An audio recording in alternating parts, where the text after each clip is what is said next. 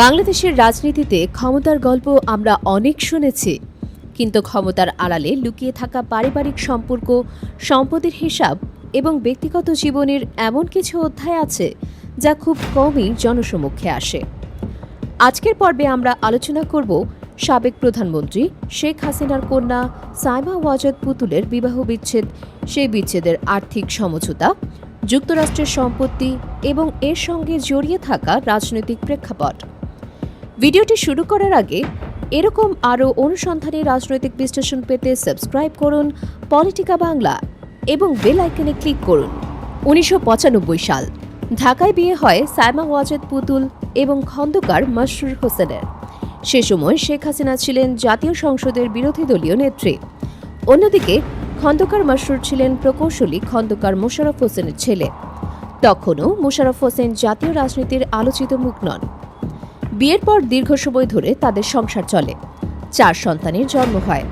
বাইরে থেকে দেখলে এটি ছিল একটি প্রভাবশালী রাজনৈতিক পরিবারের স্থিতিশীল দাম্পত্য জীবন। কিন্তু সময়ের সঙ্গে সেই সম্পর্কের ভিত নড়তে শুরু করে। বিভিন্ন মহলে দীর্ঘদিন ধরেই তাদের দাম্পত্য কলহ নিয়ে আলোচনা থাকলেও কখনো প্রকাশ্যে বিবাহ বিচ্ছেদের ঘোষণা দেয়া হয়নি। অবশেষে ২০২১ সালে সংযুক্ত আরব আমিরাতের দুবাইয়ের একটি আদালতে বিবাহ বিচ্ছেদের আনুষ্ঠানিক চুক্তি সম্পন্ন হয়। এই চুক্তির মাধ্যমে সামনে আসে এমন কিছু তথ্য যা এতদিন জনসমক্ষে ছিল না। চুক্তি অনুযায়ী খন্দকার মাসরুর হোসেন সাইমা ওয়াজেদ পুতুলকে নগদ $২.৫ লাখ মার্কিন ডলার প্রদান করতে সম্মত হন। বর্তমান বিনিময় হার অনুযায়ী যার মূল্য প্রায় ৩ কোটিরও বেশি টাকা। কিন্তু এখানেই শেষ নয়। নগদ অর্থের পাশাপাশি যুক্তরাষ্ট্রের ফ্লোরিডা অঙ্গরাজ্যে অবস্থিত 2টি বাড়িও হস্তান্তরের সিদ্ধান্ত হয়।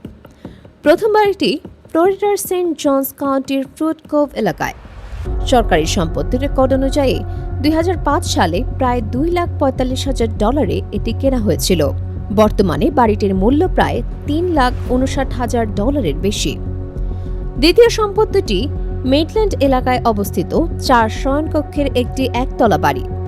বর্তমান বাজার মূল্য প্রায় $4,84,০০০ থেকে $5 লাখ মার্কিন ডলারের মধ্যে। সব মিলিয়ে দুটি সম্পত্তির মূল্য দাঁড়ায় প্রায় 10.5 কোটি টাকার কাছাকাছি। চুক্তিতে আরও উল্লেখ করা হয়, এই সম্পত্তিগুলো সরাসরি ব্যক্তিগত নামে নয়, ফ্লোরিডা ভিত্তিক নেভা ইনকর্পোরেটেড নামের একটি প্রতিষ্ঠানের মাধ্যমে হস্তান্তর করা হবে। প্রাপ্ত নথি অনুযায়ী এই প্রতিষ্ঠানের আইনি মালিক এবং একমাত্র সুবিধাভোগী ছিলেন সাইমা ওয়াজেদ পুতুল। এছাড়াও বিয়েতে পাওয়া উপহার, অলংকার, ব্যক্তিগত সামগ্রী, আসবাবপত্র এবং স্মারক চিহ্নেও পুতুলকে ফেরত দেওয়ার শর্ত রাখা হয়। তিনি যেখানেই নির্দেশ দিবেন সেখানেই এসব সামগ্রী পৌঁছে দেওয়ার দায়িত্ব ছিল খন্দকার মাসরুর হোসেনের। চুক্তিতে আরও একটি গুরুত্বপূর্ণ বিষয় ছিল সন্তানদের ভবিষ্যৎ। 4 সন্তানের মধ্যে অপ্রাপ্তবয়স্ক সন্তানদের আইনি অভিভাবক হিসেবে মাসরুর থাকলেও কাস্টোডিয়ান হিসেবে দায়িত্ব পান সাইমা ওয়াজেদ পুতুল।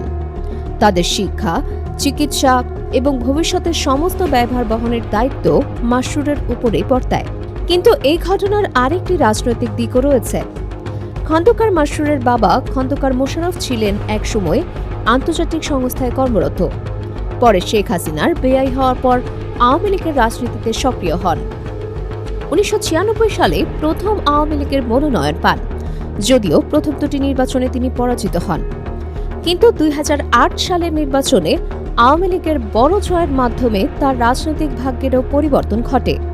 তিনি মন্ত্রী হন, প্রথম প্রবাসী কল্যাণ ও বৈদেশিক কর্মসংস্থান মন্ত্রণালয়ের দায়িত্ব পান। পরে স্থানীয় সরকার, পল্লী উন্নয়ন ও সমবায় মন্ত্রণালয়ের মতো গুরুত্বপূর্ণ দায়িত্ব পালন করেন।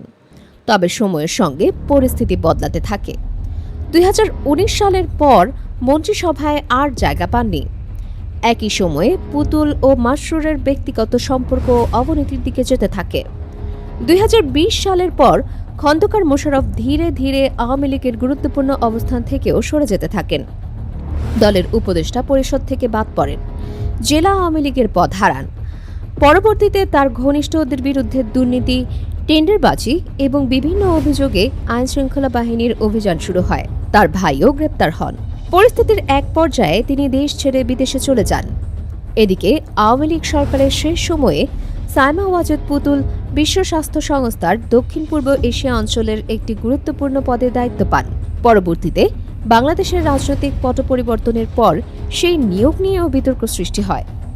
বর্তমানে তিনি কোথায় অবস্থান করছেন তা নিয়ে বিভিন্ন গণমাধ্যমে ভিন্ন ভিন্ন তথ্য প্রকাশিত হয়েছে।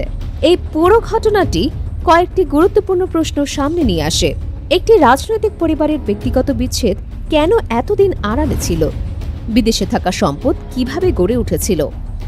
বিচ্ছেদের পর সম্পদের বণ্টনের কাঠামো কিভাবে নির্ধারিত হলো? আর ব্যক্তিগত সম্পর্কের পরিবর্তনের সঙ্গে রাজনৈতিক অবস্থানের পরিবর্তনের যে সময়গত মিল দেখা যায়, সেটি কি কেবলই কাকতালীয়, নাকি এর পেছনে ছিল আরও বড় কোনো রাজনৈতিক বাস্তবতা? এইসব প্রশ্নের অনেকগুলোর উত্তর এখনও স্পষ্ট নয়। উন্মুক্ত সরকারি নথি, আদালতের কাগজপত্র এবং সংশ্লিষ্ট পক্ষের বক্তব্যের ভিত্তিতেই ভবিষ্যতে এই বিষয়ে আরও তথ্য সামনে আসতে পারে। আপনাদের কি মনে হয়, এই ঘটনাগুলো কি শুধুই একটি পারিবারিক বিচ্ছেদের গল্প, নাকি এর পেছনে রয়েছে ক্ষমতা, সম্পদ এবং রাজনীতির আরও গভীর কোনো অধ্যায়? আপনার মতামত অবশ্যই কমেন্টে লিখুন। ভিডিওটি ভালো লাগলে লাইক দিন, বন্ধুদের সঙ্গে শেয়ার করুন এবং বাংলাদেশের রাজনৈতিক ইতিহাসের এমন আরও অনুসন্ধানী প্রতিবেদন দেখতে সাবস্ক্রাইব করুন পলিটিকা বাংলা।